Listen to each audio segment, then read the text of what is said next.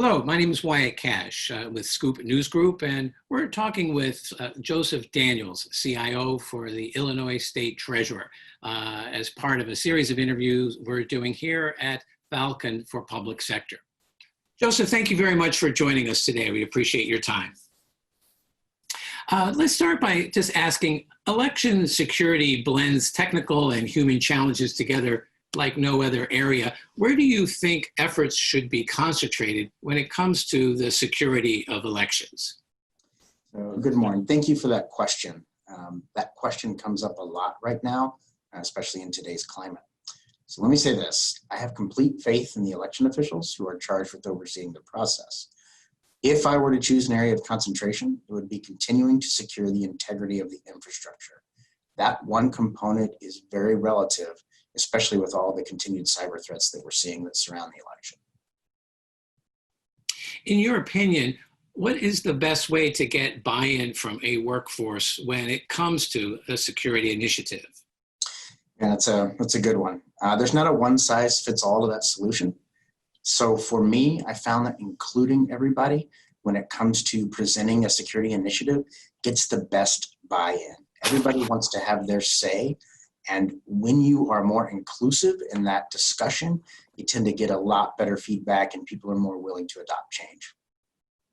What other innovations do you think agencies could leverage in order to get a leg up when it comes to the threats that they're facing every day? Really good question. So agencies really need to be looking at real-time cloud analytics and security products. If you think of the environment we're in now since COVID-19, we need to be able to touch every single device that's out there on the internet. Everything that's in our care, it is not inside of our walls anymore. If we keep using those legacy IT plans to take care of those endpoints that are outside of our reach, we're never going to be able to keep up with securing our agencies. Well, and I think you'd agree, so much of our workforce is now working from home.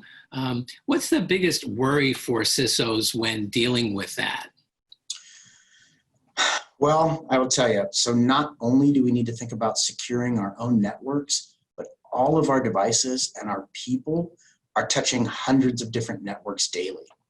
If we don't have visibility into those areas, it's a blind spot. And if we're not using the right tools, we're not going to be able to do anything to fix that area. You're basically working in the dark and you don't have a heartbeat on those devices. You're not going to be able to put your efforts towards something that will give you any merited results.